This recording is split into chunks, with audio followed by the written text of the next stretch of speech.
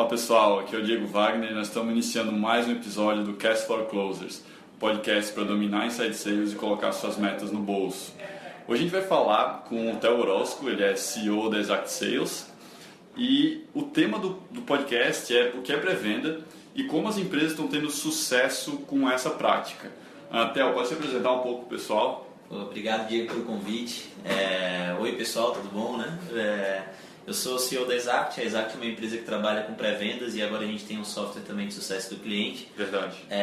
Esse primeiro impacto de pré-vendas, a gente foi um dos pioneiros no Brasil, acho que a trazer esse conceito para um software, vamos dizer assim, e cresceu muito rápido. Hoje a gente atende mais de 600 clientes no Brasil, dentre pequenas, médias e grandes empresas. E aí tem algumas particularidades que acabam funcionando, onde funcionou, e a gente tem diversos cases onde a gente consegue comparar e ter uma noção muito boa do mercado. Então vai ser bem bacana o bate-papo, espero que seja útil para todo mundo. Legal, tenho certeza que vai ser. Para a gente começar então a primeira questão, eu queria que em poucas palavras tu definisse o que é pré-vendas e tu explicasse exatamente o que tu falou agora. Por que tu viu que nesses 2 últimos anos houve um boom de empresas adotando essa prática? Nos Estados Unidos ela já era adotada há algum tempo e aqui no Brasil é mais recente. Então, se a gente puder começar por esse ponto. Com certeza. É bem bacana porque, na realidade, assim, pré-venda, quando eu conheci pré-venda, que foi quando eu vendi minha primeira empresa, assim, pré-venda era um termo que ele é cunhado para quase que back-office de venda. Ele era um termo daquele cara técnico que ia apoiar a venda. Sim. Então, em software ele é cunhado dessa maneira até hoje no Brasil, nos Estados Unidos ainda também se tem essa conotação em alguns casos.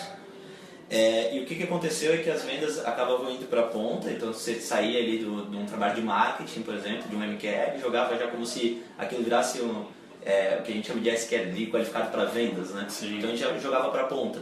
E o que começou a acontecer é que isso começou a ficar muito caro, porque tu não entendeu tecnicamente aquele cliente ainda, tu não entendeu a situação dele de fato e tu já está jogando na ponta para entender lá com o vendedor. E o vendedor é um cara que precisa de foco, é um cara que tem pouco tempo, é um cara mais caro, é um cara que tu vai começar a envolver alguém para gerar proposta, vai envolver esse cara técnico para apoiar a venda. Então quando tu jogou para a ponta, normalmente o teu custo de aquisição de cliente, teu CAC, tá lá. E se tu joga com isso sem fazer uma blindagem mínima, sem de fato entender tecnicamente, situacionalmente aquele cara, e ele não estiver adequado, tu gastou dinheiro à toa. Então começou a ficar muito alto, e aí a continha básica, CAC versus LTV, né? Custo de aquisição de cliente versus quanto tu consegue faturar com ele, etc. Ao longo da vida, isso começou a não bater. Então, assim, aí surgiu uma área que era uma área que, inicialmente, uma área de conferência de dados. Basicamente, era uma área que pegava os dados que estavam acontecendo e conferia. Pô, esses dados aqui estão corretos, de fato faz sentido o que ele me passou durante o meu trabalho de marketing ou não. Sim. E aí ele era quase que o liminha das vendas, assim, aquele cara que esquentava um pouco para jogar para a mão do vendedor. Entendi. Isso foi evoluindo e por isso que aquela área técnica que chamava pré-venda começou a vir e fazer parte desse momento de interação com o potencial cliente, né? Então a gente começou para eu levantar questões técnicas, situações, eu tenho que entender. Eu não consigo fazer uma conversa contigo, levantar as questões técnicas da tua empresa se não entender o mínimo sobre o teu negócio. Fazer uma ligação de descoberta, assim, se a gente for falar de spin selling. Exatamente. No spin a gente praticamente na pré-venda vai trabalhar com S, com P e um pouquinho do I. E vai entregar para ir nesse momento, né? Exatamente. Então, basicamente, assim, esse primeiro momento para eu conseguir, eu tinha que ter um conhecimento muito bom sobre o mercado, sobre aquilo que eu estava oferecendo e sobre as nuances do mercado em geral. Só que ficou caro. Você começa a pegar uma cabeça cara, que é essa cabeça daquele pré-vendedor, como a gente estava falando, e colocar para fazer segmentação. Ele não consegue dar volume, porque não é característica dele. Vendedor, né? Não do pré-vendedor. Daquele cara que era técnico lá. Sim, entendi. Porque tu começou a pegar aquele cara e querer que ele crivasse. Sim. Que ele fizesse o que a gente chama de SAL, né? Que ele desse o apontamento do que se esse cara de fato fazia sentido para avançar ou não. Tem o perfil certo para ser um cliente da empresa. Exatamente, tecnicamente, situacionalmente. Só que esse cara é caro para o processo, ele não consegue dar volume, porque ele não é um cara de volume. Sim. Ele não consegue fazer um número de ligações e... Fazer 50 ligações dia. Exato, e ter essa métrica, ele não é um cara destinado, focado nisso. E aí começou a acontecer que a coisa não começou a funcionar, a coisa não ia funcionando. E aí o que começou a gerar eram softwares que conseguissem pegar o que aquele cara tinha de conhecimento, então aquele conhecimento técnico, situacional, e replicar com um cara mais júnior, que seria esse SDR, BDR, ou seja, Sim. como quiser chamar, né, pré-vendedor, etc. Que é esse cara que basicamente tem que entrar em contato com manter uma conversa de alto padrão, extrair dados técnicos situacionais e tomar a decisão. Esse cara, quem eu estou avançando, vai avançar para o vendedor ou não vai? Precisa de alguma nutrição ou não tem característica? Para fazer isso de uma maneira barata, começou a se usar softwares de replicação de comportamento, que é o software que a gente oferece. Então, assim, tu tem diversas soluções nesse sentido fora, e a gente foi a primeira solução no Brasil, por isso que a gente cresceu muito rápido, assim. Então, bom, tu visualiza também porque muitas empresas estavam percebendo que estavam ocupando o tempo do vendedor com leads que não deveriam estar lá naquele momento. Então, eles começaram a ver case de sucesso de empresas adotando uma área de pré-venda, o Sales Development, e depois isso começou a ser replicado no mercado, e principalmente tecnologia, eu acho que cresceu bastante nos últimos 2 anos, né? Com certeza, eu acho que quando tu coloca... A base do funil ele é processos, né? Então, assim, vendas hoje é processo, né? Venda eu brinco que é quase que um chão de fábrica. É uma maquininha passando para outra, que passa para outra, que passa para outra. No final tem que sair alguma coisa padronizada, vamos dizer assim. Produto, um novo cliente. Exato, produto é um novo cliente, exatamente.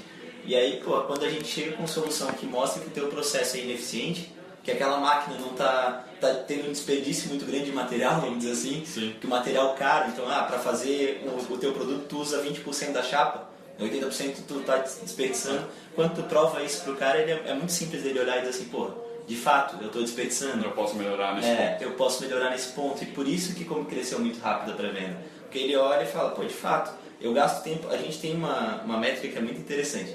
Tem muita empresa que ela olha assim, o tempo de ligação do pré-vendedor. Muita empresa vai focar nisso. E a gente tem uma métrica nos nossos clientes que a gente começou a ver que, na grande maioria dos casos, quanto mais tempo ele está ficando no telefone, menor o tempo de negociação.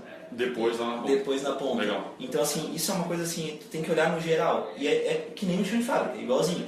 Pô, às vezes essa máquina aqui, ela vai levar uma operação de mais tempo, mas ela vai poupar operações posteriores. Então, assim, basicamente a gente se baseia muito em TOC, Teoria das Restrições. Legal. Então, assim, é chão de fábrica, total. Então, se eu conseguir economizar aqui para jogar lá na ponta, que é o caro, tá lindo para mim. Então pode ficar mais tempo no telefone. Tudo depende do que eu estou olhando como um todo, né? O processo como um todo. Eu acho que o mindset faz muito sentido. E uma coisa que eu sempre tive curiosidade pessoalmente é como saber exatamente qual o perfil de empresa no qual uma operação de pré-venda faz sentido. Isso é muito dependente de ticket médio, por exemplo, um ticket acima de R$500 faz sentido ou não depende dessa variável, depende de outras variáveis? Tem a ver. O ticket vai influenciar basicamente porque a operação de pré-venda não pode gerar um custo na tua operação, tem que gerar um incremento para poupar o teu CAC, vamos dizer assim, e gerar mais receita. Sim. Então, em algumas situações onde o principal, na realidade, não é nem o ticket, ele tem a ver, mas o principal é a complexidade de vendas. Assim, o quão complexo é a tua venda. Se a tua venda tiver um grau de complexidade que começa de médio, alto, a pré-venda é fundamental. Quando a gente começa uma venda mais transacional, que a gente está falando de uma venda que não tem envolvidas muitas questões técnicas, muitas questões situacionais, ela consegue ser uma venda que escala muito fácil, aí a gente começa a ver um cenário onde a pré-venda não é tão interessante. Sim. Então, assim, ele está muito mais envolvido. Só que, normalmente, quando você tem uma venda mais complexa, o ticket automaticamente chega mais alto. Então, eles caminham meio que juntos, né? Mas, assim, o principal fator é a complexidade de venda. Quando você se envolve, por exemplo, field sales, quando você envolve visita presencial, né? Sim, fica ainda mais caro a venda. Porra, jogou a ponta, o teu CAC na parte de tração, que é essa parte de venda, ele subiu monstruosamente quando você faz isso. Se tu não tiver pré-venda, ferrou. Porque tu vai estar tendo desperdício onde tu mais gasta. Então, quem tem field sales tem que ter pré-venda. Sim, tem que ter um misto assim, entre operação interna e operação externa. Com certeza. Antes de tu botar alguém na rua, tu tem que ter uma avaliação muito densa. Esse que é o... Aí, se tu tem... eu tenho inside sales, mas eu tenho um número de reuniões muito grande, eu tenho trial, eu tenho... ou tem amostra. Por exemplo, tem um cliente nosso que é nanovetores. Tem amostra, tem laboratório envolvido. Por mais que seja inside sales, tem um custo muito alto na parte de tração. Então eu tenho que segmentar muito bem para que isso funcione. Normalmente ele tem muito a ver com a complexidade e com o teu custo na fase de tração. Eu tenho um custo alto na fase de tração. Por quê? Porque meu vendedor não é um cara barato. Eu tenho muitas reuniões até fechar, algumas vezes eu faço 2, 3. O meu follow-up é de curto prazo. Eu faço isso num curto espaço de tempo. Minha venda hoje, meu time de venda está em 3, 5 dias. E nesses 3, 5 dias, bem rápido, mas eu faço de 3 a 5 reuniões nesse período. Então, tem vários touch points até fechar o cliente. Isso que gera, que deixa mais caro, que gera o custo. Então assim, para mim vale muito a pena. Também vale a pena para quem está introduzindo um produto no mercado, isso é bem comum. Quando a gente está introduzindo um produto no mercado, tem uma visão que ela é americana também, eu compartilho muito dela. Quando você introduz o produto no mercado, quanto mais manual você começa, mais dados você coleta e mais você vai entender rápido o teu mercado para que você comece a escalar. Sim. Então assim, tem uma fase. Você começa fazendo venda, tu como CEO fazendo venda, aí você tem um pré-venda que te otimiza, aí você entendeu no mercado, você começa a botar um vendedor ali, depois você começa a trabalhar com conteúdo, com inbound marketing, para que aquilo comece a escoar sozinho, vamos dizer assim. Sim. Tem muita gente que tenta avançar esses processos, vamos dizer assim. A pré-venda ela é interessante para isso, porque ela vai te coletar muito dado do mercado e vai começar a te ensinar, olha, aqui não está tão adequado com esse perfil, busca outro porque por aqui não foi, nesse novo. Para quem quer ampliar mercados faz muito sentido a pré-venda, então tem algumas situações bem específicas que ela faz muito sentido. Tem até uma pergunta depois, que quando tu estás colocando um produto muito novo no mercado, de certa forma tu precisa ajudar a educar ele, né? A gente pode ver isso muito claro no case da Resultados Digitais. Sim. Eles ensinaram muitas empresas a fazer marketing digital, então quem sabe ele possa ser colocado nisso. Tem dois pontos fundamentais, assim, você precisa educar, e educação não é barato. Não. Você gerar educação, ou você vai despender muito tempo teu fazendo conteúdo, produzindo, etc. E ele não é rápido. A educação ela leva um tempo de maturação. A própria HubSpot fala que é de 8 meses a 1 ano e alguma coisa, para de fato ter maturado e começar a te dar os resultados densos, vamos dizer assim. Sim. Então, ok, se você tem esse fôlego, eu acho o ideal. Se você tem o fôlego financeiro, o fôlego de time, é o tempo ideal. Eu não tinha, por exemplo, na Exact. Eu comecei sem investimento nenhum, comecei do zero. Sim. Então, assim, o que eu precisava? Eu precisava rentabilizar a máquina para depois investir nisso. Então, eu investi em estratégias de curto prazo. Ou seja, eu comecei toda a minha estratégia com busca ativa, cold call. Fazendo um outbound, outbound total, LDR, busca de leads, frios, ligação, e depois disso eu fui para eventos, que é uma outra estratégia de ROI rápido. Eu preciso de ROI rápido para rentabilizar. Eventos funcionam muito bem. Aí vieram os fundos de investimento. Com os fundos de investimento, eu tinha dinheiro para começar conteúdo. E estratégias de longo prazo. E estratégias de médio e longo prazo. E aí foi onde eu investi em conteúdo. Que agora vai começar a me dar, eu vou começar a colher frutos disso, vamos dizer assim. Hoje eu ainda não colho. Hoje ainda a minha venda, ela deriva de indicações, que é muito alto. Hoje 30% das minhas vendas vem de indicação, mais ou menos. 20% vem de eventos, 20%, 30%. E aí 40%, 50% de outbound ainda frio, cold call mesmo. E essa é a minha composição de entrada. Vamos dizer assim, eu quase não tenho, eu estou sendo bem grosseiro nos números, sim. Eu quase não tenho fonte passiva. Praticamente nada, assim, de tá começando a ter algumas estratégias de co-marketing, algumas estratégias que estão começando a me gerar alguma coisa, mas ainda hoje conteúdo para mim, eu invisto em conteúdo já faz um tempo, mas conteúdo para mim ele tem sido muito mais útil na fase de tração do que na fase de atração. Para gerar conversas com os leads que já estão no processo comercial. Aquisição de lead que já está na minha máquina, assim. Sim. Aí, agora a gente está começando a investir pesado em querer atrair através de conteúdo. Porque é uma estratégia que, assim, agora, nesse tempo eu não fiquei parado, eu fui gerando, e aí, posicionamento, aí tem uma série de questões técnicas, né, para que esses 8 meses aí a gente tem que olhar, né. Vocês são fera nisso, né? Não, ficou bem claro então que complexidade ali, voltando à pergunta, complexidade é uma variável, complexidade do processo de venda é a principal variável para definir se vale a pena tu investir na área de pré-venda ou não. Com certeza. Pensando agora nos cases de sucesso, nas empresas que usam Exact e trabalham com pré-venda, quais são as principais métricas que eles acompanham dentro dessa área?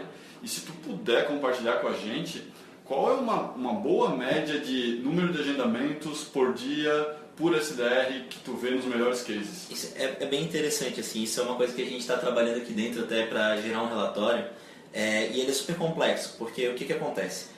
Tem algumas nuances de cada mercado que mudam completamente esses números. Então, assim, por exemplo, minha melhor prática no mercado de máquinas, ela é totalmente diferente da minha melhor prática no mercado de serviços, por exemplo. Multilog, que é um cliente nosso que é um case muito interessante. A Multilog ela consegue fazer um número de agendamentos, ela tem, vamos dizer, um pré-vendedor abastece 4 ou 5 vendedores. Caramba. Com um número de agendamento baixo, mas um ticket muito alto. Então assim, depende do ticket, né? Depende de uma série de fatores. Depende, por exemplo, assim, tem a minha facilidade de penetração, se eu estou trabalhando com um cold call, por exemplo. Sim. Depende do mercado, tem facilidade de penetração ou não. Então assim, em alguns mercados eu vou precisar de 2 pré-vendedores para alimentar um vendedor. Em alguns mercados eu preciso de um pré-vendedor para alimentar 5 vendedores em clientes meus. Então é muito variável, é muito difícil. A gente é bem conservador nessa parte de dar números, porque a gente tem medo de estar falando uma besteira, vamos dizer assim. Não, eu entendo que não é one size fits all, né? Cada vertical vai ter suas características, assim. Mas... Vamos falar então principalmente da vertical de tecnologia, software.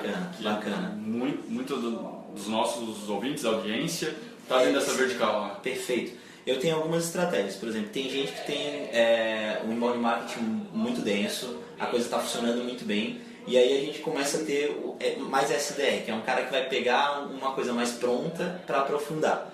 Normalmente, quando eu tenho isso, eu consigo que um pré-vendedor agende uma média aí de 5 reuniões, 6 reuniões dia. Legal. Então, assim, que é uma média boa. Dessa, eu tenho que passar cerca de 75%, tem que ter aceite do vendedor. Então, SLA. Exatamente. 75% a 80%. Vamos dizer assim, do que foi marcada a reunião, o vendedor vai aceitar como uma oportunidade. 75% a 80%. Um bom índice de conversão de agendamento para venda, o mercado ele trabalha com 7% a 8% de agendamento para venda. Fui numa reunião, fiz a venda. Sim. 7% a 8% no mercado de tecnologia específico, tá? Tem algumas outras nuances. De tecnologia, quando tem um pouco mais de complexidade. A gente tem trabalhado com 17% a 18%. Essa é a vantagem da pré-venda, né? Então você botou ali, conseguiu fazer um filtro melhor, óbvio que esse tua régua sobe. Se não está aumentando a tua conversão aí tem algum problema. vendedor. Aí não vale a pena, né? Sim. Porque daí... Ou, a não ser que tu esteja aumentando ticket, que é uma outra coisa que tu consegue fazer a partir de uma pré-venda, porque tu pode botar um filtro para atender clientes maiores e aumentar teu ticket. Isso tem alguns clientes nossos que já fizeram. Então, assim, tem algumas situações diferentes. Em tecnologia, tem muita gente partindo de novo com o cold call. Então, porque se você pegar na essência, o cold call ainda é a estratégia mais praticada no Brasil, das grandes empresas, das empresas com grandes resultados. Ele de fato funciona, mas ele era ineficiente. Esse é o grande problema dele. Não funcionar, é funcionar com ineficiência. Sim. Quando você bota uma pré-venda, você começa a dar uma eficiência boa para o cold call. Então, assim, ele começa a voltar a ser interessante. E aí tem muita empresa que já teve cold call que está voltando. Tem muita empresa que está montando uma área de BDE, de cold call mesmo. E aí, nesse caso, a eficiência é menor. Aí a gente está falando de um pré-vendedor para marcar 3, 4 reuniões dia. É um bom desempenho, tá? Então, assim, mais ou menos essas métricas gerais, assim. Então, se a gente tentasse resumir, seria importante, com certeza, acompanhar o número de agendamentos dia por SDR, o SLA, então, desses agendamentos, quantos estão sendo aceitos pela área comercial, e também a conversão de agendamentos aceitos para clientes convertidos. Exatamente, acho que são as métricas gerais principais. Claro que você tem um monte de métricas aí no meio desse caminho, né? Que você pode, por exemplo, a gente no software a gente vai desde número de tentativas de ligação, número de tempo ao telefone. Por exemplo, você tem material da Inside Sales que vai te trazer lá dizendo quantos minutos é o ideal para ficar no telefone, quantas ligações é ideal fazer. Tudo isso faz parte do processo lá atrás, vamos dizer assim. Mas ele tem que culminar nessas métricas gerais, vamos dizer assim. Se essas métricas gerais estiverem batendo, e aí eu volto àquele ponto de antes. Eu tenho um cliente que fica muito mais no telefone do que a maioria indica, que tem os melhores resultados. Então, assim, tudo depende. Ele consegue encurtar muito tempo de negociação ficando mais, e aí faz sentido para ele. Então tem uma série de... Se tiver um problema nessas grandes métricas, tu faz um deep dive, quem sabe nessas um pouco mais processuais. É isso aí. Métrica é isso, né? A gente tem várias cegueiras, né? Assim, o excesso de métrica é de causa cegueira também, normalmente, assim, né? Então, assim, extrair os KPIs principais, e aí se der problema, tu vai lá nos específicos, né? É legal, eu tenho uma visão parecida em termos de foco nas métricas principais. Muita gente se perde nisso, né? Assim, a gente tá tá na moda, vamos dizer assim, o excesso de métrica, né? Todo mundo tem muita métrica. E aí muita métrica muitas vezes te confunde muito, assim. A gente tem cliente que chega pra gente, esse tempo tem um que é bem participativo, esse tempo chegou pra gente, não, mas olha aqui, ó, eu não posso, esse tempo de ligação aqui não tá dando, tá X por SDR. A gente mostrou pra ele e falou, pô, ok, mas olha o tempo de ligação total que o cara tem no dia. Então não faz sentido nenhum o que tu tá falando, porque ok, ele tá ficando muito numa ligação, mas ele não tá usando nem 10% do tempo total dele de operação. Sim. Então... não faz sentido. Aí ele tá olhando aquela métrica e não olhou o amplo, né? Então assim, tem muita gente que faz isso, assim. Isso é bem comum de acontecer, é um erro bem comum. Legal. Vamos esperar que o pessoal que está ouvindo não cometa esse erro. E por último, uma curiosidade pessoal minha é que, claro, o objetivo de uma área de pré-venda é selecionar dentro de um pool de leads os melhores e fazer um agendamento para a área comercial. Perfeito. Mas muitos desses leads eles não vão estar no estágio certo, não vão estar maduros, né? E um dos benefícios que eu vejo da área de pré-venda é, através dessa conversa prévia com esses leads não maduros, acelerar e catalisar o amadurecimento deles. Eu queria ver se tu podes dar alguma ideia, ações práticas que vocês fazem ou que os clientes vocês fazem com esses leads que não estão maduros para ajudar na aceleração do amadurecimento. Cara, muito legal a pergunta, assim, porque eu vou começar respondendo ela um pouquinho mais atrás, assim. Para mim, o estágio de maturação de um lead, ele é muito questionável. Assim, ele tem muito a ver com o grau vamos dizer assim, de o quão ele sente uma dor na minha visão, assim. Porque ele pode entender muito pouco sobre um assunto, mas ter uma dor muito evidente. Ok? E quando você tem essa combinação, é muito rápido a maturação dele. Porque você vai evidenciar a dor para ele vai te dar uma atenção muito, muito forte, você vai preparar ele, às vezes, não, como eu estou falando, na própria ligação. Quando tu já começou, ele já está se educando na própria ligação, e a gente tem cliente, por exemplo, a gente marca um agendamento. Depois desse agendamento, a gente manda um e-mail para ele começar a estudar sobre o que ele vai ver na reunião. Óbvio que nem todo mundo vai ler esse e-mail. Só que a gente tem que, na pré-venda, despertar muitas vezes o interesse dele e evidenciar a dor dele, para que ele tente se educar naquele pouco tempo ali, pelo menos um pouco, para na reunião a gente ser mais eficiente. Outra coisa se eu descubro a dor dele, eu não vou perder tempo educando ele sobre coisas que eu não preciso. Vamos dizer assim, eu vou tentar mostrar para ele como é que ele vai tratar aquela dor. Até porque na hora de eu implementar, eu não tenho que... É como no RP, tá? Alguém chegou no RP, a gente tem... O mercado de RP ele tem quase que inteiro, né? como cliente, né? As maiores...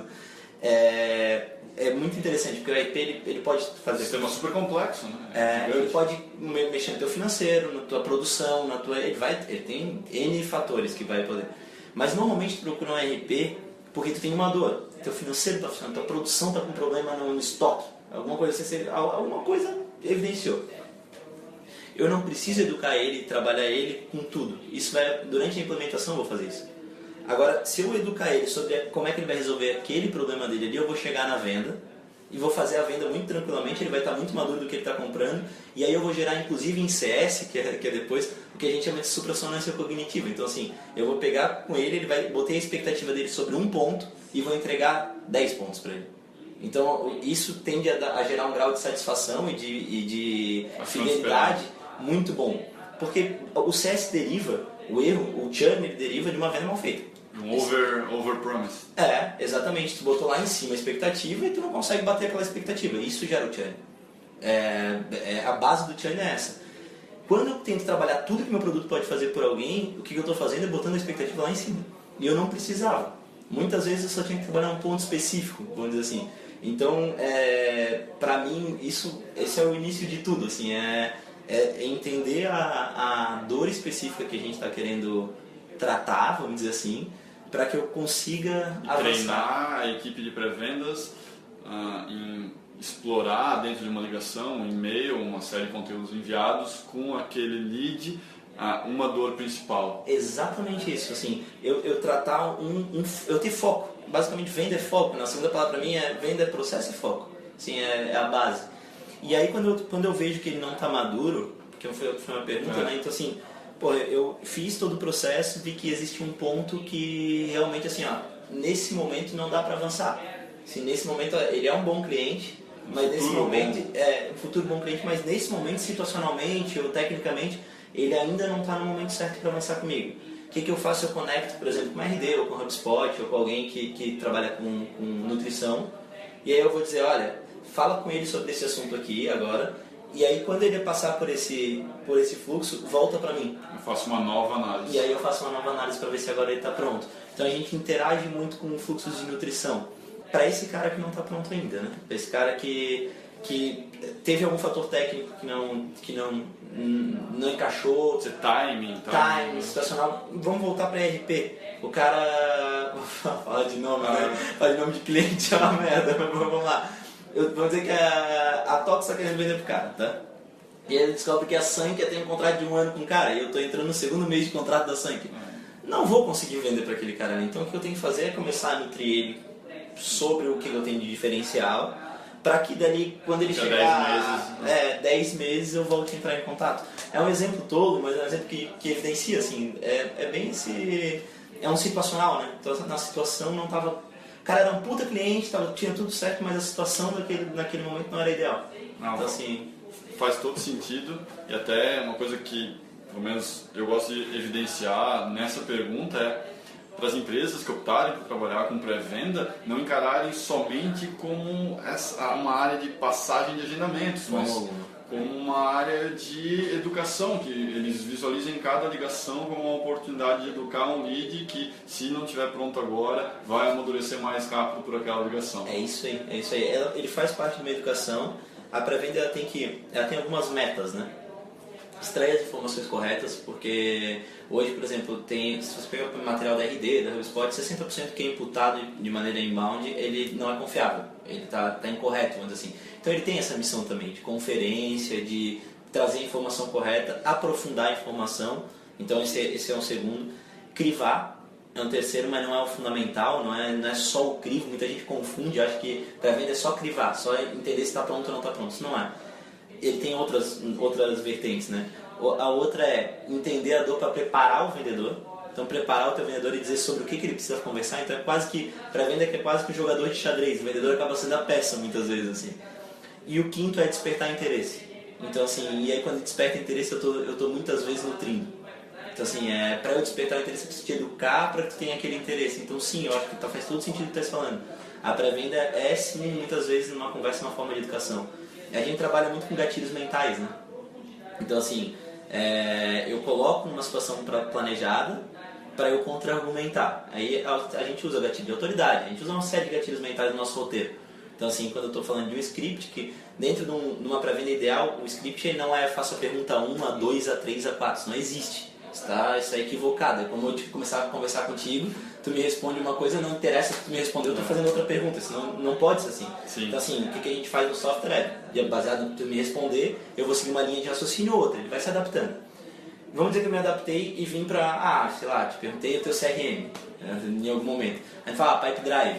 Então eu vou tentar te explicar, Pipe Drive, tu deve ter dificuldade de gerar propostas por dentro do Pipe Drive. Eu vi que tu tem proposta que tu me respondeu na outra, isso aqui. Usa o Proposify, que é um cara que vai poder ter um plugin. Um PandaDoc que vai te ajudar. Calma aí, como é que é o nome disso aí? Proposify, PandaDoc. Eu estou te educando. Eu tô gerando valor. Autoridade comigo. Exatamente. Então, assim, é um jogo de ganho de autoridade para que tu me dê informação. A pré-venda ela não é simplesmente eu te perguntar. Eu tenho que ganhar autoridade para te perguntar. Porque senão tu não vai me responder, ou tu vai me responder. Hoje, 92% do que a gente pergunta é respondido. Tem 8% que não é.